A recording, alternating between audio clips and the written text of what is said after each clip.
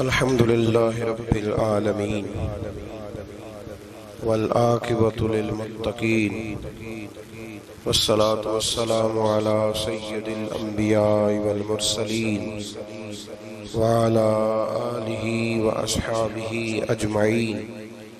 أما بعد، أعوذ بالله من الشيطان الرجيم. بسم الله الرحمن الرحيم. ذلك الكتاب لا ريب فيه.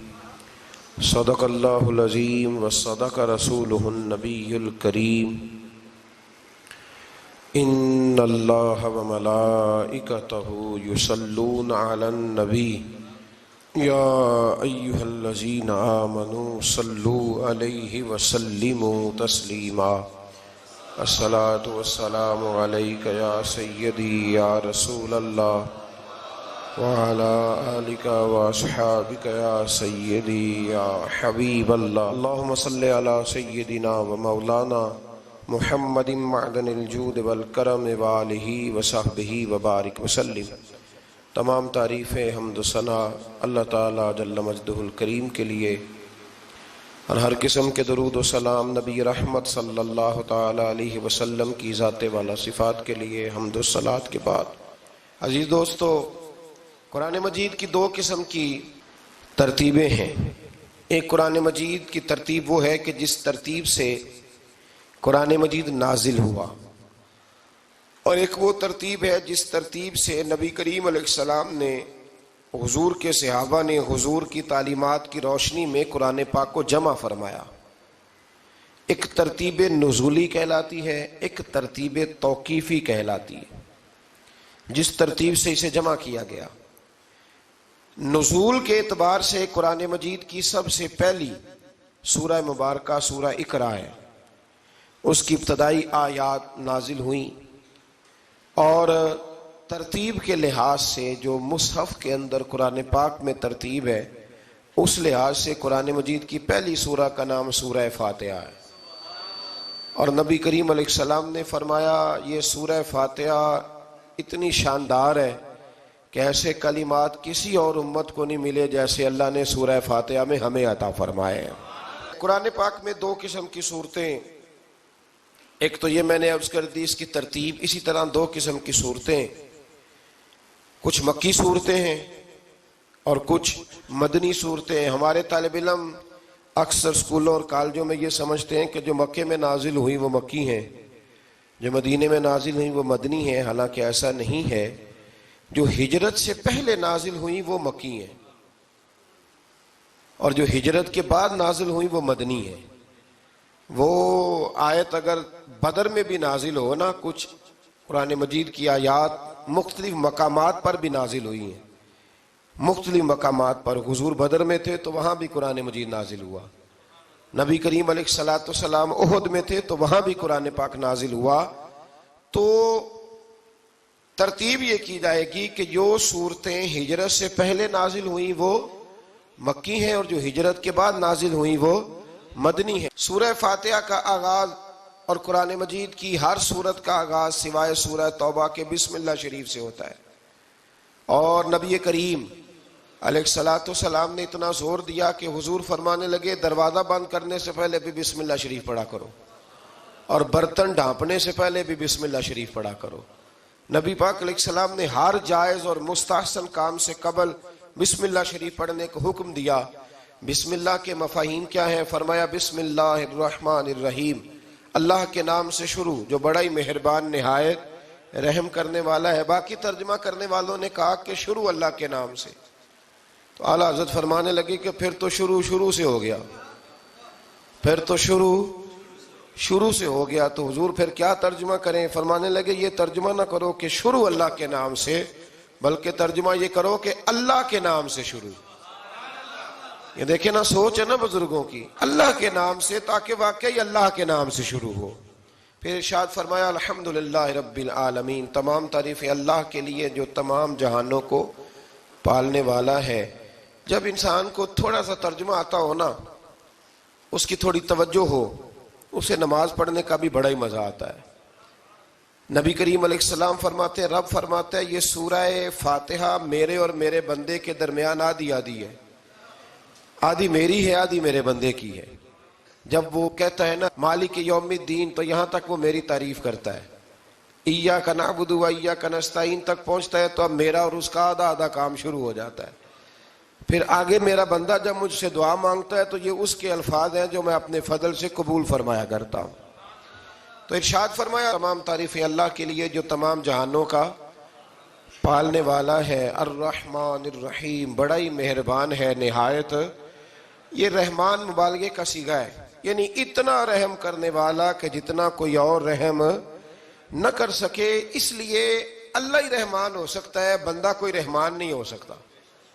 بندے کو رحیم کہا جا سکتا ہے، نبی پاک رحیم ہے لیکن رحمان نہیں ہے.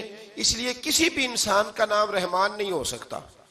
کسی دکان پر بعض اوقات لوگ نام رکھ لیتے ہیں رحمان بک ڈپو، تو یہ درست نہیں ہے. بندے کا نام رحمان نہیں ہو سکتا، عبد الرحمان. اس لیے کہ یہ لفظ رحمان خدا کے علاوہ کسی اور کے لیے بولنا درست نہیں ہے. پھر ارشاد فرمایا مالک یوم الدین، اللہ مالک ہے قیامت کے دن کا. تو یا اللہ آج کے دن کا مالک بھی تو ہی ہے. آج جو یکم رمضان مبارک ہے تو اس دن کا مالک بھی اللہ ہی ہے. تو یہ جو خاص کر کہا مالک یوم الدین، اس کا معنی یہ ہے کہ یہاں کچھ لوگ عارضی طور بھی تو بعض چیزوں کے مالک ہیں نا. یہ زمین میری ہے، یہ گھڑی میری ہے، یہ گھر میرا ہے، یہ بچے میرے ہیں. عارضی طور پر بھی تو لوگ مالک ہیں، لیکن قیامت کے دن عارضی طور پر بھی کوئی مالک نہیں ہوگا. قیامت میں ساری بادشاہی فقط میرے اللہ کی ہوگی. بلکہ رب کریم فرمائے گا کہاں ہیں وہ لوگ جو دنیا میں بادشاہ بنا کرتے تھے؟ کدھر ہے؟ بڑے بڑے کج کلا جو کہتے تھے کہ ہم اٹھتے ہیں تو لوگ اٹھتے ہیں، بیٹھتے ہیں تو دنیا بیٹھ جاتی، وہ کہاں ہے؟ جب کوئی نہیں بولے گا تو رب فرمائے گا للہ الواحد القہار، آج ایک رب واحد اور قہار کی حکمرانی ہے. پھر ارشاد فرمایا ایاک نعبد و ایاک نستعین، بے شک ہم تیری ہی عبادت کرتے ہیں اور تجھی سے مدد چاہتے ہیں. عبادت بھی اللہ کی ہے اور مدد بھی. یہ جو بندوں کے ذریعے بعض اوقات مدد ہوتی ہے تو یہ مدد بھی اللہ کی ہے، یہ مدد بھی اللہ کی ہے. یہ کسی بندے نے مائک بنایا ہے جس کی مدد سے آپ تک آواز جا رہی ہے، تو اس کو عقل کس نے دی تھی بنانے کی؟ تو پھر مدد کس کی ہوئی؟ اللہ کی. تو دنیا میں کوئی بھی جو مدد کرتا ہے وہ اللہ کے ولی کریں، نبی کرے، پیغمبر کریں، تو وہ مدد کس کی ہے؟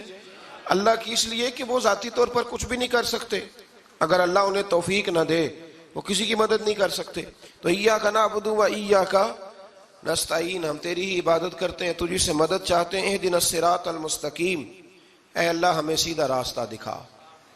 کون سا راستہ سیدھا ہے؟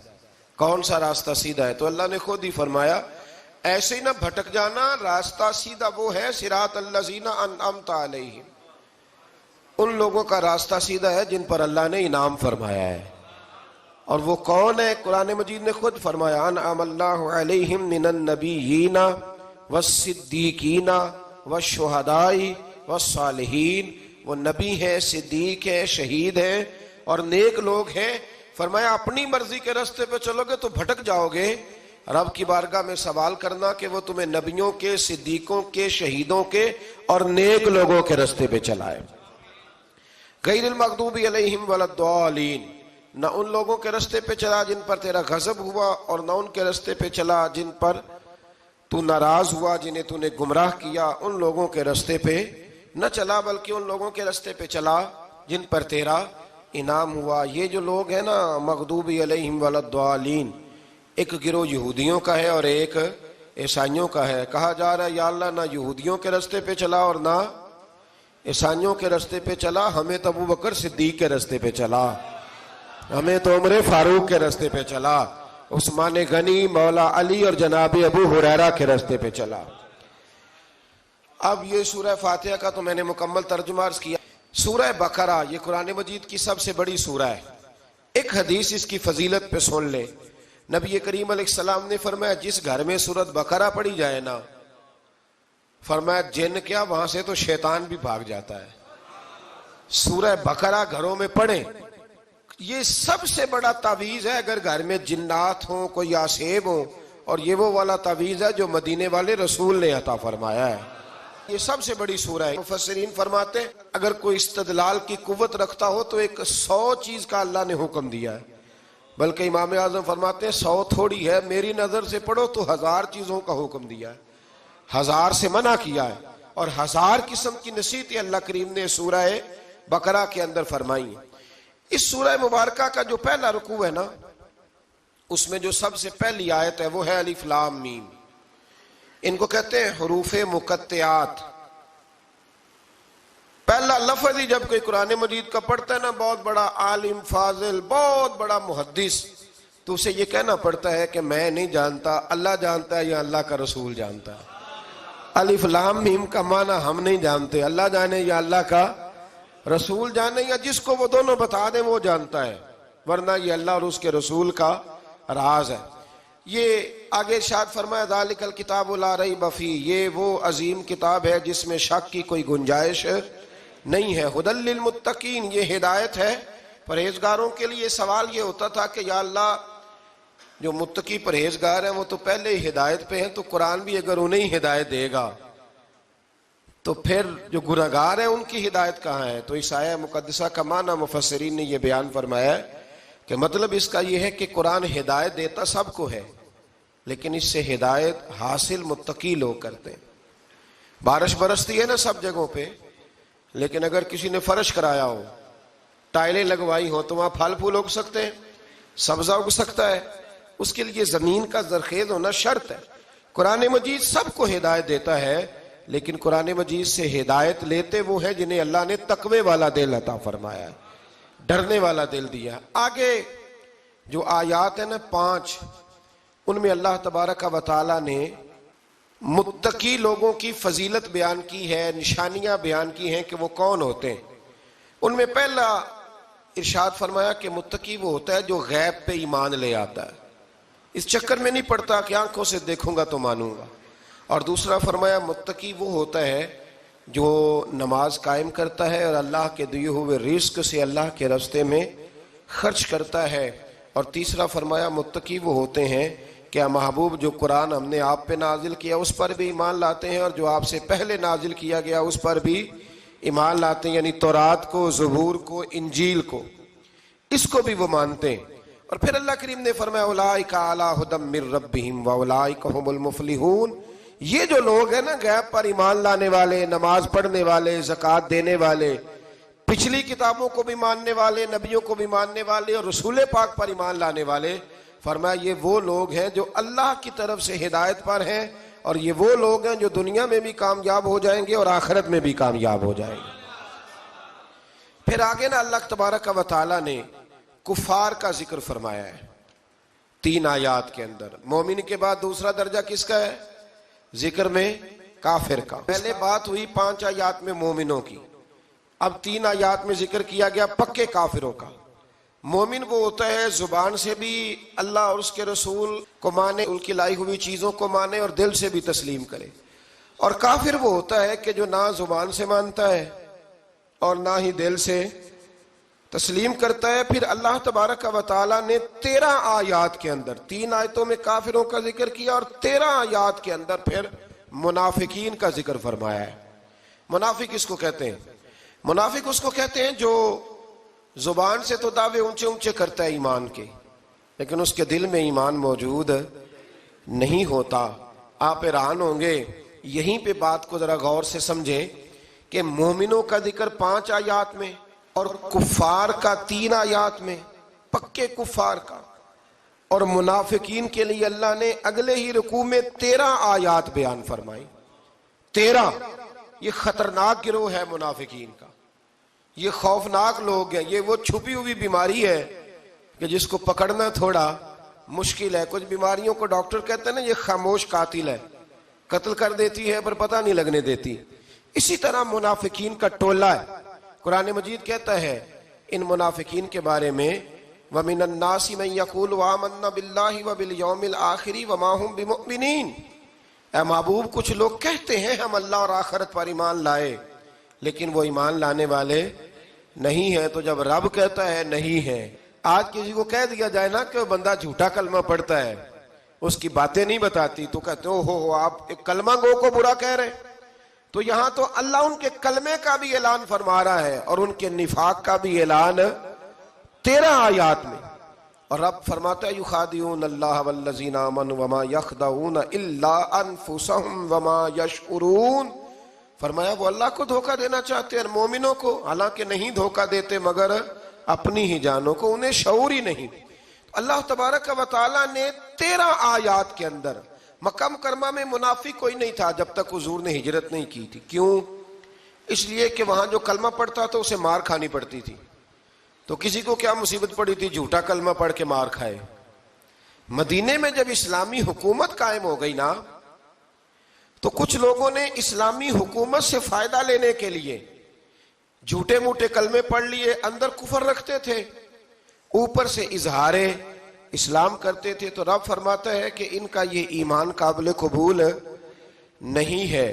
تو یا اللہ پھر کس کا ایمان قابل قبول ہے؟ تو اللہ کریم نے فرمایا وَإِذَا قِيلَ لَهُمْ آمِنُوا كَمَا آمَنَ النَّاسُ، جب ان سے کہا جاتا ہے نا اس طرح ایمان لاؤ جس طرح دوسرے لوگ لائے، یعنی ابو بکر صدیق کی طرح ایمان لاؤ، عمر فاروق کی طرح ایمان لاؤ، عثمان غنی کی طرح، مولا علی کی طرح، بلال حبشی کی طرح. تو کیا جواب دیتے ہیں؟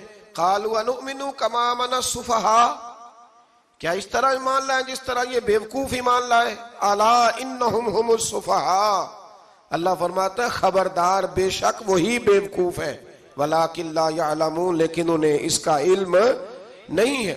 وہ کہا کرتے تھے کہ یہ تو بیوقوف ہے معاذ اللہ. ابو بکر صدیق نے سارا ہی مال دے دیا نبی پاک کو، عمر فاروق نے آدھا دے دیا، مولا علی نے سارا کچھ حضور کے نام کر دیا، عثمان جو کماتے محنت کے ساتھ وہ سارا وہاں جا کے پیش کر دیتے، تو بیوقوفی ہے. آج بھی کچھ لوگ کہتے ہیں کلمہ پڑھنا چاہیے سیدھا سیدھا.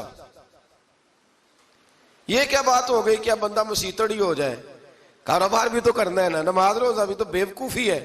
اللہ جواب دیتا ہے، فرمایا الا انہم هم السفہاء، خبردار بیوقوف تو تم ہو کہ میرے محبوب کی شریعت کا، دین کا، روحانیت کا سورج چمک رہا ہے اور تم نے فیض ہی کوئی نہیں حاصل کیا. تو میرے بھائیوں، صحابہ کا ایمان وہ ایمان ہے، اہل بیت نبوت کا وہ ایمان ہے کہ اللہ کو ایمان بھی وہ والا پسند ہے جو حضور کے غلاموں جیسا ایمان ہو. اللہ تبارک و تعالیٰ نے منافقین کا ذکر فرمایا تو پھر اللہ کریم نے فرمایا یہ تو وہ بیوقوف لوگ ہیں اس آدمی کی طرح جو آگ جب پوری جلا لیتا ہے نا، روشنی پھیل جاتی ہے تو پھر اللہ اس کا نور لے جاتا ہے. انہوں نے بھی چلاکیاں کر کے تھوڑا سا ماحول بنایا تھا تو اللہ نے ان کے سارے پردے کھول دیے. ان کے پاس کچھ باقی بچا، ان کے پردے کھول گئے. رسول کریم علیہ السلام کی بارگاہ میں نا ایک دن ان منافقین نے شرارت کر دی. منافقین نے شرارت کیا کی؟ جب حضور صلی اللہ علیہ وسلم نے فرمایا نا پوچھو جو پوچھنا ہے، تو امام راضی کہتے ہیں یہ پیچھے نمازیں پڑھتے تھے، یہ 313 تھے حضور کے پیچھے. اگر مدینے میں رہ کے منافق ہو سکتے ہیں تو باقی ملکوں میں بھی تو ہو ہی سکتے ہیں نا جی. حضور کے پیچھے نمازیں پڑھتے تھے تو ایک دن کہنے لگے جی یہ کہتے ہیں جو مرضی پوچھو تو ہم پیچھے نمازیں پڑھتے ہیں، ہمارا انہیں پتہ نہیں. جب یہ اعتراض کیا نا حضور کے علم پر، آپ سمجھ لیں کہ حضور کے علم پر اعتراض کرنا طریقہ کس کا ہے؟ طریقہ کس کا ہے حضور کے علم مبارک پر اعتراض کرنا؟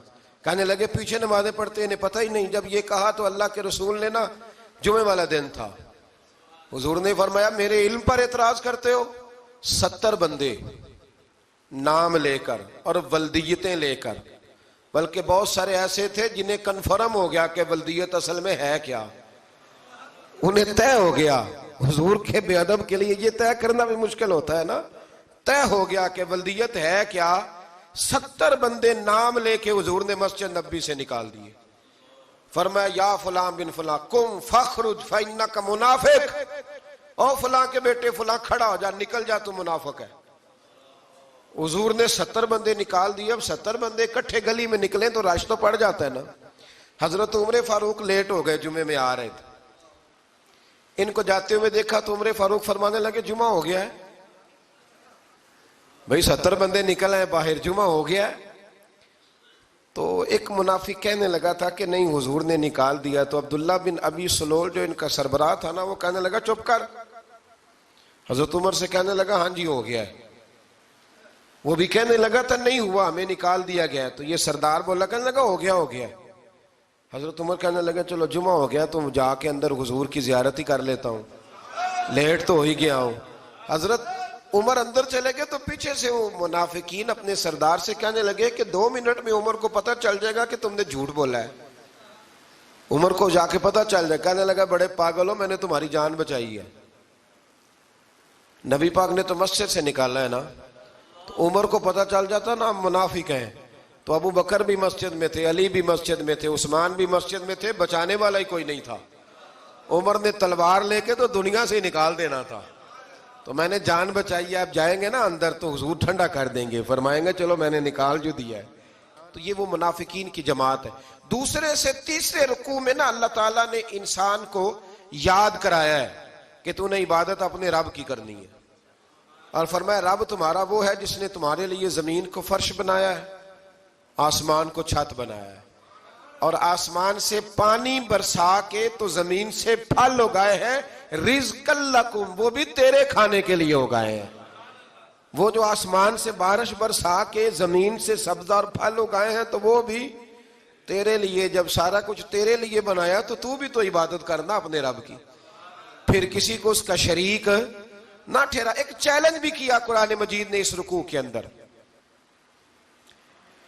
کہا کرتے تھے مکے کے لوگ کہ آپ قرآن مجید کی آیتیں نبی کریم علیہ السلام سے کہا کرتے تھے کہ معاذ اللہ آپ خود بناتے ہیں، بنا کے لاتے ہیں۔ تو اللہ کریم نے فرمایا وَإِن كُنتُمْ فِي رَيْبٍ مِّمَّا نَزَّلْنَا عَلَىٰ عَبْدِنَا فَأْتُوا بِسُورَةٍ مِّن مِّثْلِهِ، اگر تمہیں شک ہو نا اس میں جو ہم نے بندہ خاص پہ نازل کیا ہے تو تم بھی اس جیسی ایک صورت بنا کے لاؤ۔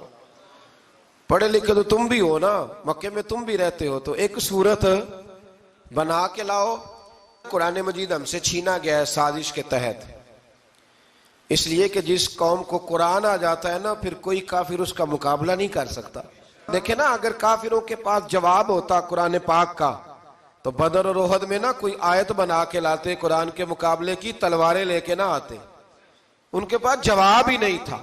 اور قیامت تک کسی کافر کے پاس قرآن مجید کا کوئی جواب، قرآن کا کوئی جواب، قسم اللہ کی جواب کوئی نہیں، قرآن کا اس کا کوئی جواب نہیں۔ کیا بات ہے قرآن پاک کی۔ وہ ایک دفعہ مسلمہ کذاب بے ایمان کہنے لگا میں نے بنا لیا ہے قرآن پاک کا جواب، معاذ اللہ۔ جواب کیا بنایا؟ وہ سورت ہے نا القاریہ ملقاریہ وما ادراک ملقاریہ، کھڑکھڑانے والی کیا ہے، کھڑکھڑانے والی تمہیں کیا پتا کیا ہے کھڑکھڑی، قیامت کا ذکر ہے۔ کہنے لگا میں نے اس جیسی سورت بنا لیا، تو کیا بنایا؟ الفیل ملفیل وما ادراک ملفیل۔ کہنے لگا ہاتھی، تمہیں کیا پتا کیا ہاتھی، تم کیا جانو کیا ہاتھی۔ تو پاس جو اس کے اپنے بیٹھے تھے نا چیلے، وہ کہنے لگے چپ کر جا، سارے زمانے کو پتا ہے ہاتھی کیا ہوتا ہے۔ تو پاگل ہے، اس کے 2 کان ہوتے ہیں، ایک سونڈ ہوتی ہے، 4 اس کے پیر ہوتے ہیں۔ بیوقوف آدمی، قرآن کا مقابلہ کرنا ہے تو کچھ چج کے ساتھ کر، پاگلوں کی طرح مقابلہ کرے گا، جوتے کھائے گا بھی ہمیں بھی پڑھوائے گا۔ تو قرآن مجید کا کوئی مقابلہ کر سکا؟ تو اس آیہ مبارکہ میں اللہ نے کافروں کو یہ کہا اگر مقابلہ نہیں کر سکتے تو پھر اللہ سے ڈرو، ورنہ دوزخ میں ڈالے جاؤ گے، وہ جس کا ایندھن آدمی اور پتھر ہے، اور بنائی بھی کافروں کے لیے گئی ہے۔ اعدت للکافرین، جہنم کس کے لیے بنائی گئی ہے؟ کافروں اور منافقوں کے لیے۔ مسلمانوں کے لیے بنائی گئی، مسلمان مرضی سے چھلانگے لگائیں تو ان کی موج ہے، ورنہ ان کے لیے جہنم، ان کے لیے اللہ نے جنت بنائی ہے۔ اور یہ بات کرتے ہی رب کریم نے فرمایا اے محبوب علیہ السلام مومنوں کو خوشخبری دے دیں کہ اللہ نے ان کے لیے جنت بنائی ہے، اس میں باغات ہیں، انہیں رزق دیا جائے گا کھانے کے لیے، اور اس میں انہیں پاکیزہ بیویاں دی جائیں گی، اور پھر وہ اس میں ہمیشہ رہیں گے، انہیں اس سے نکالا نہیں جائے گا۔ آگے جو آیات کریمہ ہے نا اس کے اندر اللہ تبارک و تعالیٰ نے فرمایا ہے کہ اللہ حیا نہیں کرتا سمجھانے کے لیے مچھر کی مثال بھی دینی پڑے۔ فرمایا قرآن سے کچھ لوگ ہدایت حاصل کرتے ہیں اور کچھ گمراہ ہو جاتے ہیں۔ جب لوگ اپنی مرضی کی تشریحات چاہتے ہیں تو گمراہ ہوتے ہیں، اور جب قرآن کو رسول اللہ صلی اللہ علیہ وسلم اور امت مسلمہ کی تشریحات کی روشنی میں سمجھتے ہیں تو پھر اللہ ہدایت عطا فرماتا ہے۔ پھر اللہ تبارک و تعالیٰ نے آگے ارشاد فرمایا حضرت آدم کی پیدائش کا واقعہ۔ کچھ مفسرین نے لکھا اللہ نے مشورہ کیا تھا فرشتوں سے، وَإِذْ قَالَ رَبُّكَ لِلْمَلَائِكَةِ إِنِّي جَاعِلٌ فِي الْأَرْضِ خَلِيفَةً لیکن کچھ مفسرین کہتے ہیں کہ اللہ کو ضرورت نہیں فرشتوں سے مشورہ کرنے کی. اللہ نے فرشتوں سے مشورہ نہیں کیا، بلکہ رب نے انہیں آگاہ فرمایا تھا کہ میں لگا ہوں زمین پہ اپنا نائب بنانے، میں خلافت دینے لگا ہوں زمین پہ. اب یہ تو دینے والی کی مرضی ہے نا اس نے کس کو دینی ہے، یہ تو دینے والے کی مرضی ہے نا اس نے. تو کچھ لوگ کہتے ہیں کہ دینے والے سے زیادہ ہمیں پتہ ہے. تو فرشتوں کو بھی یہ اجتہادی خطا ہو گئی، کہنے لگے یا اللہ اسے نہ بنانا، یہ فساد کرے گا، یہ خون ریزیاں کرے گا. تو اللہ نے فرمایا جو میں جانتا ہوں وہ تم. اللہ اکبر. امام راضی فرماتے جب رمضان آتا ہے تو اللہ فرشتوں سے کہتا ہے ذرا یہ کھول کے دروازے دیکھو نا یہ زمین پہ کیا کر رہے ہیں. تم تو کہتے تھے فساد کریں گے اور یہ سارے تراویحاں پڑھ رہے ہیں. تم تو گویا کہتے تھے فساد کریں گے اور یہ تو دیکھو گویا رمضان کے روزے رکھ رہے ہیں، یہ تو میری یاد میں نکلے ہوئے. تم کچھ کہتے تھے اور دیکھو میں نے تمہیں کہا تھا نا جو میں جانتا ہوں وہ تم. اللہ نے پھر حضرت آدم علیہ السلام کو تمام زمانے کے علوم عطا کیے، علم سکھا لیا. تو فرشتوں سے کہا تم بھی ان چیزوں کے نام بتاؤ، تو وہ بتا سکے نہیں. اللہ نے فرمایا اب اس طرح کرو آدم کو سجدہ کرو. سب نے سجدہ کیا سوائے. وہ کہنے لگا یا اللہ صرف تجھے ہی کرنا ہے. کرنا بھی صرف اللہ کو چاہیے، پر رب کے آگے بھی جھکنا چاہیے، اور جس کے سامنے رب جھکائے نا وہاں بھی. اور یہ جو عاجزی ہے نا، یہ جو جھکنا ہے، یہ علم کے آگے ہے. ہماری مصیبت یہ ہے کہ ہم علم کے آگے بھی گردن جھکانے کو تیار نہیں ہوتے، وہاں بھی ہم خود عالم فاضل بن جاتے ہیں. تو فرمایا کہ سب سے کہا سجدہ کرو، سب نے سجدہ کیا سوائے ابلیس کے. تو پھر ہوا کیا وکان من الکافرین، وہ کافروں میں سے ہو گیا. پھر اللہ نے حضرت آدم کو اور جناب حوا کو نا مقام دے دیا جنت میں رہنے کے لیے، اور کہا سارا کچھ کھانا، درخت کے قریب نہ جانا. ابھی آپ کسی سے کہہ دیں تھوڑا سا کہ پیچھے نہ دیکھنا، یعنی اگر میری سمجھ لیں ادب کی وجہ سے کوئی 1.5-2 منٹ یا 6 منٹ نہیں بھی نہ دیکھے گا تو سوچے گا ضرور کہ پتہ نہیں اب پیچھے کیا ہے، مصیبت کیا ہے. یعنی آپ کہہ کے دیکھ لیں کسی کو، پیچھے نہ دیکھنا. فطرت ہے نا انسان کی، وہ جستجو کرتا ہے. کہا اس درخت کے پاس نہ جانا. تو حضرت حوا سلام اللہ علیہ کہتے ہیں دل میں خیال رہتا تھا کہ آخر ہے کیا درخت کے پاس. یہی انسان کا عقیدہ توحید ہے کہ جہاں سے رب منع کر دے وہاں وہ منع ہو جائے. اور یہ ان کی خطا نہیں تھی، یہ اللہ کی حکمت تھی، چونکہ رب نے تو پہلے کہہ دیا تھا بنایا ہی زمین کے لیے، تو یہ تو سارا کچھ ہونا تھا تو زمین پہ آنا تھا نا. تو حضرت حوا اور جناب آدم کے پاس شیطان آیا. اب اس کو نکال تو دیا تھا پر ابھی اس کا جنت میں آنا جانا بند نہیں ہوا تھا، یہ بھی اللہ کی حکمت تھی. تو وہ کہنے لگا تمہیں پتہ ہے بعد میں مر جاؤ گے. تو حضرت حوا کہنے لگی کیا موت بھی آئے گی؟ کہاں، اس کی تکلیف بھی بڑی ہوگی، تو پھر بچیں گے کیسے؟ تو کہنے لگے پھل کھا لو اس درخت کا. تو بچنے کے لیے پھل کھایا تھا. جس طرح لوگ آج بہت سارے کام بچنے کے لیے کرتے ہیں پر بچ سکتے، بچنے کے لیے پھل کھایا. تو اللہ نے فرمایا زمین پہ چلے جاؤ. تو حضرت آدم زمین پہ آئے، پھر کئی 100 سال روتے رہے. فَتَلَقَّى آدَمُ مِن رَبِّهِ کلمات. تو پھر اللہ نے خود ہی جناب آدم کو کچھ کلمے سکھائے. علامہ اسماعیل لکی فرماتے ہیں وہ کلمے یہ تھے کہ حضرت آدم نے میرے نبی کا وسیلہ پیش کیا، تو اللہ کریم نے جناب آدم کی دعا کو مقبول فرما لیا. پھر آگے بنی اسرائیل کا ذکر آ جاتا ہے. اللہ تعالیٰ نے بنی اسرائیل، آج آپ اسی قوم کو یہودی کہتے ہیں، ان کو اللہ نے اس زمانے میں فضیلت عطا کی تھی بہت زیادہ. تو عرب کے اندر جب نبی پاک علیہ السلام نے اعلان نبوت کیا تو کچھ لوگوں نے یہ کہہ دیا کہ اگر یہ یہودی کلمہ پڑھ لیں گے تو ہم بھی پڑھ لیں گے. تو پھر اللہ نے انہیں یاد کرایا کہ تم اصل میں کیا ہو، تمہیں کلمہ پڑھنا چاہیے.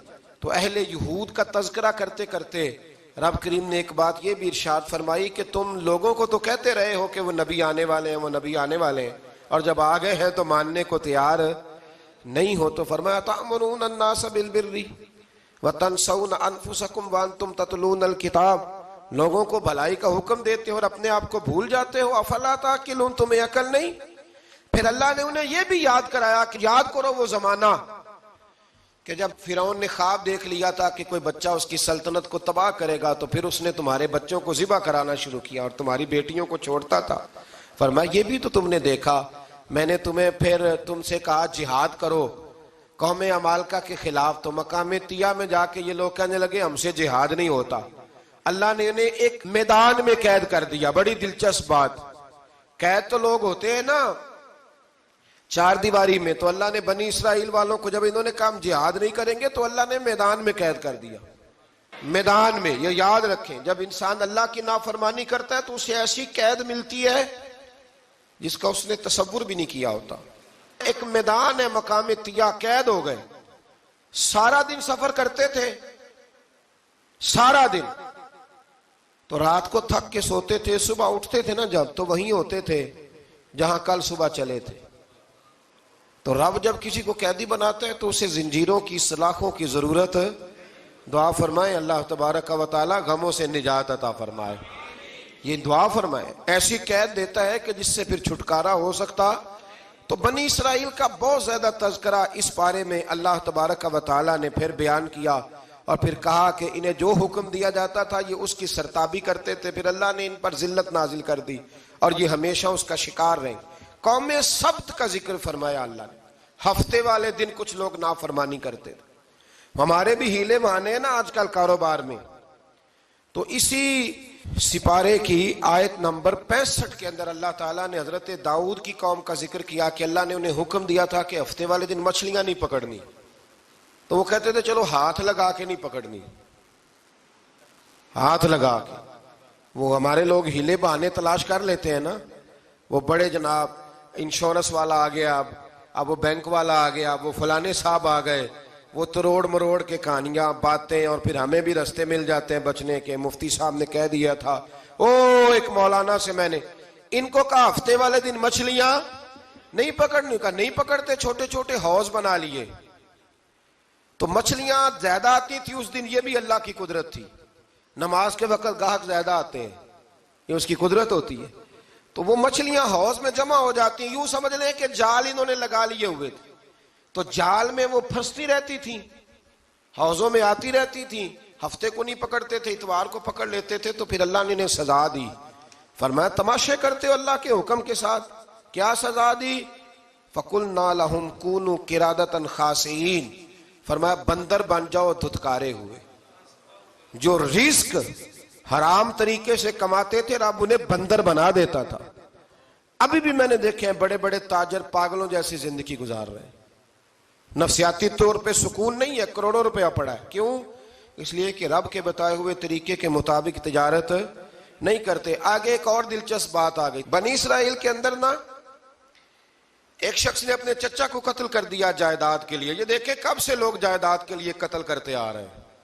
چچا کو قتل کر دیا, اور قتل کر کے حضرت موسیٰ علیہ السلام کے پاس آئے کہ میرے چچا کو کسی نے قتل کر دیا ہے, تو بتائیں کیا کرنا ہے. تو آپ نے فرمایا کہ گائے ذبح کرو, اور اس کا ایک ٹکڑا مقتول کو مارو, مرنے والے کو. وہ خود اٹھ کے بتا دے گا مجھے کس نے قتل کیا ہے.